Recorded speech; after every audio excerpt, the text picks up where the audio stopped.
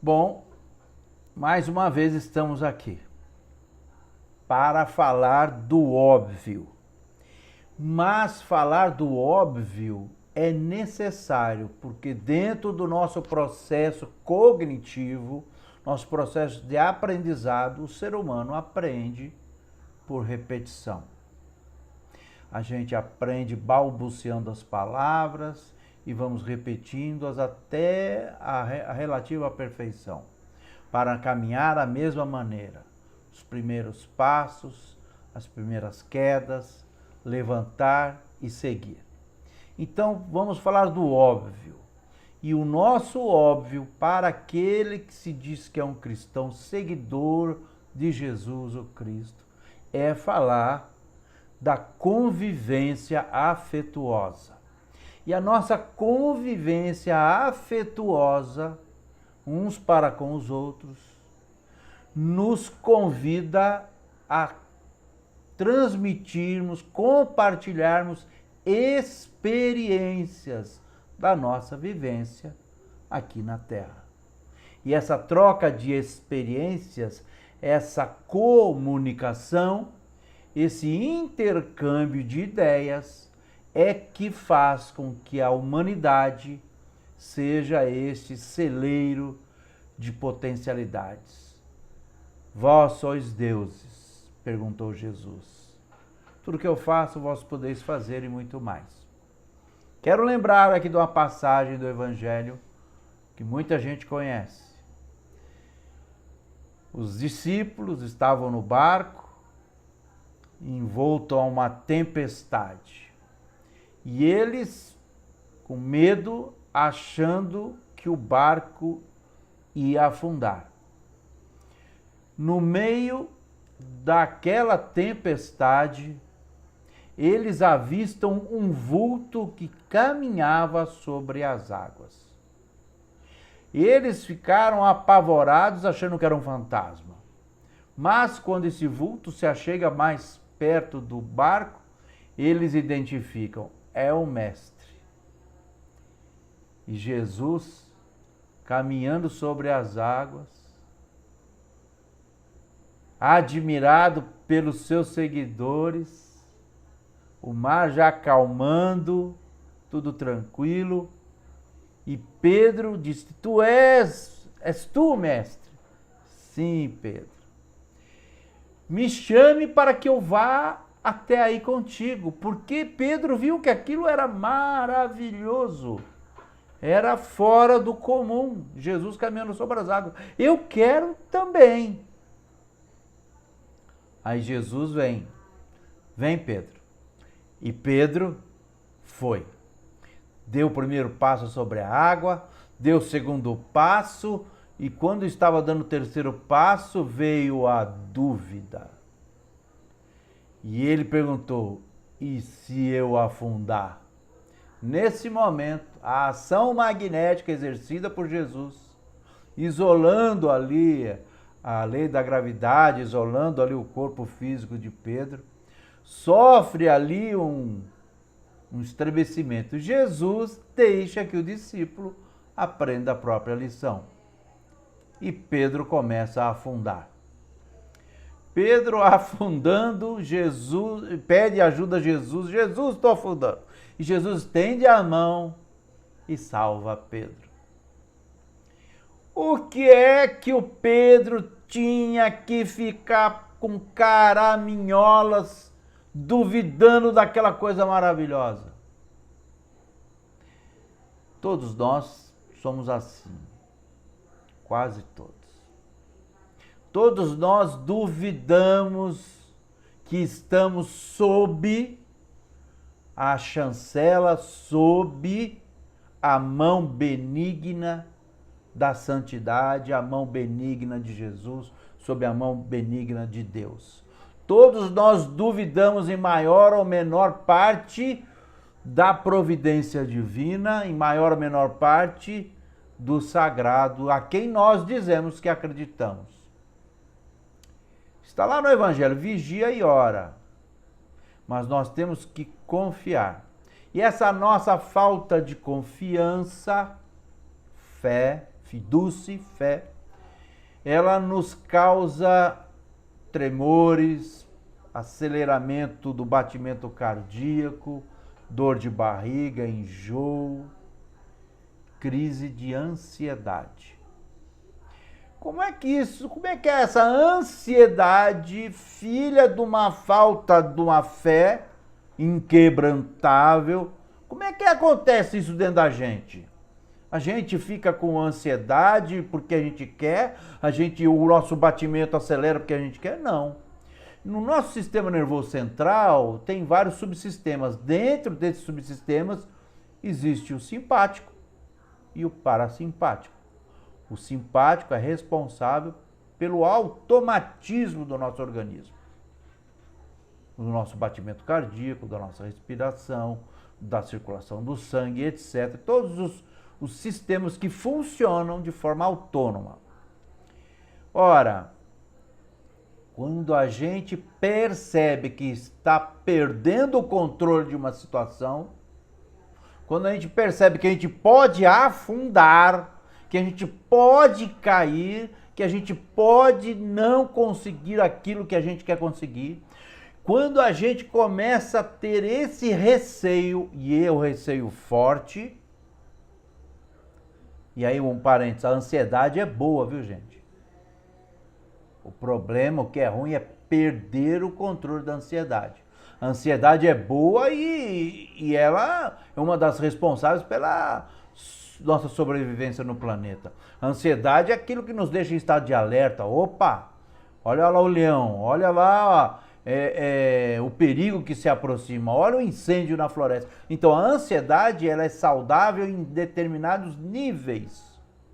Quando a gente ultrapassa esse nível, quando a gente começa a afundar nessa ansiedade, quando a gente sente que está perdendo o controle da nossa existência, a nossa respiração ela se altera.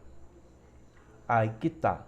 A nossa respiração começa a se alterar, a gente não respira direito, e o sistema simpático, o sistema autônomo, com os impulsos dessa respiração alterada, está dizendo o seguinte: existe um problema, existe uma situação de perigo, existe algo que pode causar um prejuízo para mim. Então, o sistema simpático, o sistema autônomo, ele vai dilatar, ele vai constrangir os vasos sanguíneos, nossa pressão arterial vai subir, o batimento cardíaco vai acelerar, a adrenalina e cortisol serão jogados no nosso sistema nervoso e a gente vai entrar em estado de alerta e, se isso não terminar, de pânico. Isso começou lá atrás com a nossa respiração. Ora, se isso começou com a nossa respiração, e a nossa respiração sob o medo, sob a nossa sentimento de impotência perante a vida, que a vida foge do nosso controle, que aí daqui a pouco a gente fala um pouco mais sobre esse pseudo-controle.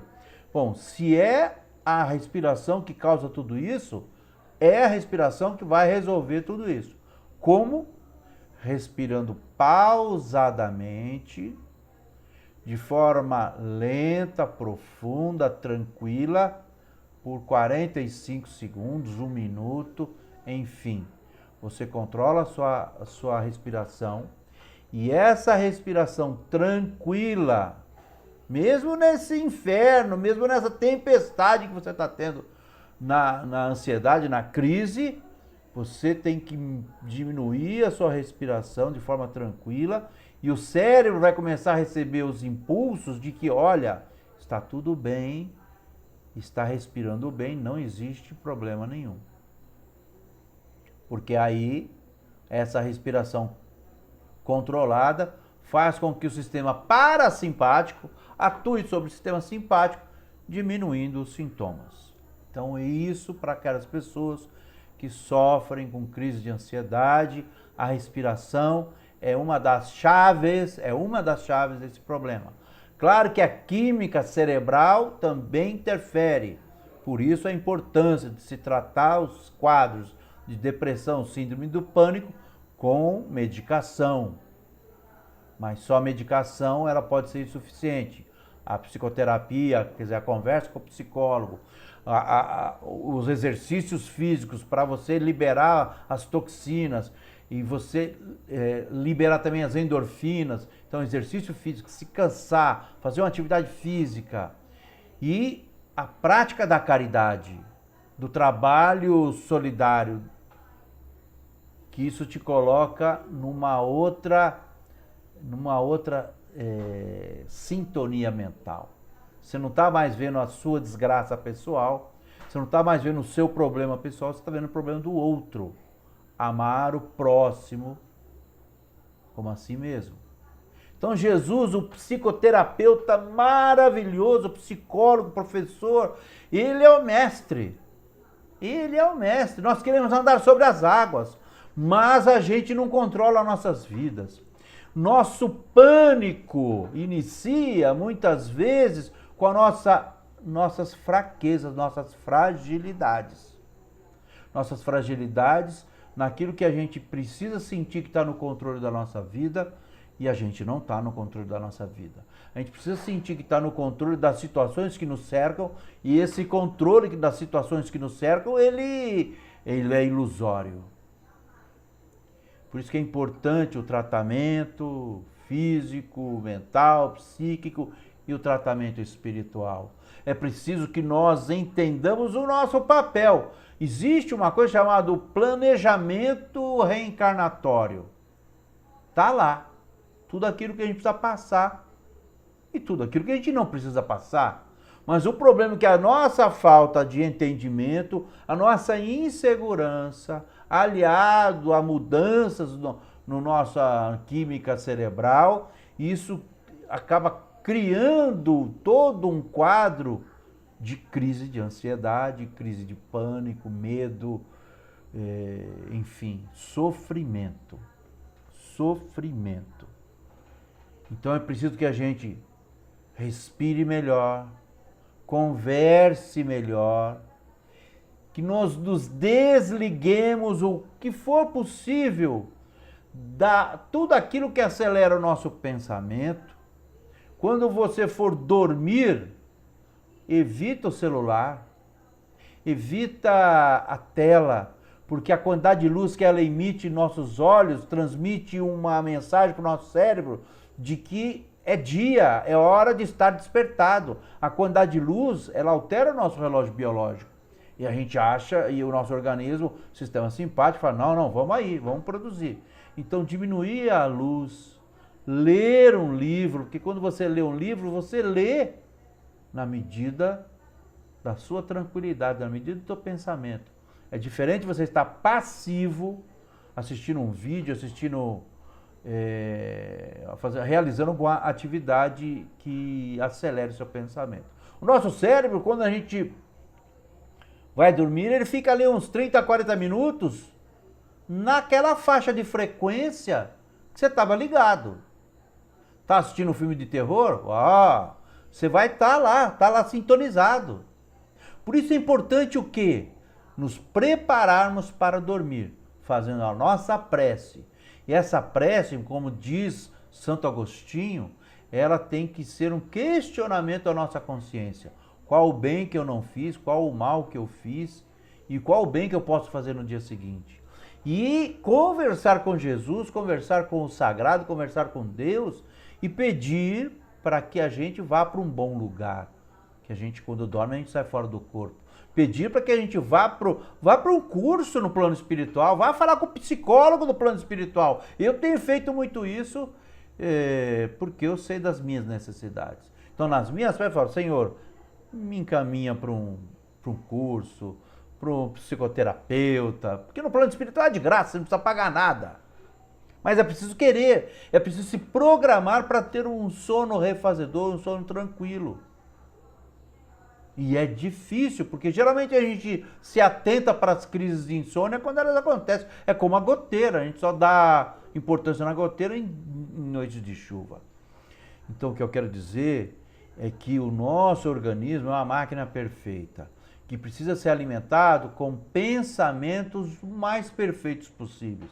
Pensamentos bons, saudáveis, positivos. Nós precisamos ter uma carga de energias positivas através de pensamentos bons. Mens sana in corpore sano. Mente sadia, corpo saudável. Então, melhorar a nossa respiração é importante. Praticar a caridade, muito importante. Pedro quis andar sobre as águas. Todos nós gostaríamos de andar sobre as águas. Mas tem coisas que não estão no nosso controle. A gente sempre vai precisar da mão de Jesus. Quando nós reencarnamos e temos lá o nosso planejamento reencarnatório, ora, nós não estamos sozinhos. Tanto é que nós reencarnamos e tem aqui conosco um anjo de guarda, quer dizer, um espírito protetor, um espírito guia, que ele é mais adiantado que a gente, né? E que está ali dando suporte, nos inspirando em todos os momentos que são necessários. Está lá o nosso mentor nos ajudando. E aí, às vezes, a gente sabota a ajuda do mentor, a gente sabota tudo que a gente acredita porque a gente acha que não vai dar certo. Porque a gente desconfia da providência divina. Está lá no livro Gênesis do Kardec, tá no livro dos médiuns, que o espírito altera o fluido cósmico universal no qual nós estamos mergulhados pela sua vontade, pelo seu pensamento. Se a gente dependendo da vontade que nós temos, dos pensamentos que nós temos, a gente vai se autossabotando. Por isso que é importante doses saudáveis de otimismo. Não você achar que tudo vai dar certo, mas doses saudáveis de otimismo e confiar. Confiar em Deus, confiar em Jesus. É preciso confiar. Pedro, no primeiro impulso, ele confiou. Tanto é que ele deu os primeiros 2, 3 passos. Aí veio a desconfiança, veio o receio, o medo. O medo é importante. A ansiedade, ela é importante. Perder o controle do medo, isso é prejudicial. Perder o controle sobre a nossa ansiedade é prejudicial. A coragem, e a palavra coragem vem de cordes, vem de coração. A coragem não é a ausência do medo, mas é agir com um coração forte, agir com um coração fortalecido. Coragem, ânimo, boa fé. Saibamos encontrar no meio da noite, no meio da tempestade, a figura luminosa de Jesus caminhando em nossa direção. Saibamos confiar nas palavras de Jesus e caminhar sobre as suas pegadas. E quando a gente cair, saibamos fazer o que Pedro fez. Salva-me, Senhor. Pedi e obtereis, batei se vos abrirá, busca e acharás. Ansiedade no tamanho certo. Medo também. E não nos envergonhemos de enfrentar esse problema do século XXI. As doenças da nossa mente, as crises de ansiedade. Nós não estamos sozinhos. Entenda o Espiritismo e tudo aquilo que coordena a nossa existência. Conhecereis a verdade vos libertará. Libertará do medo, libertará da ignorância. Uma boa noite, muito obrigado.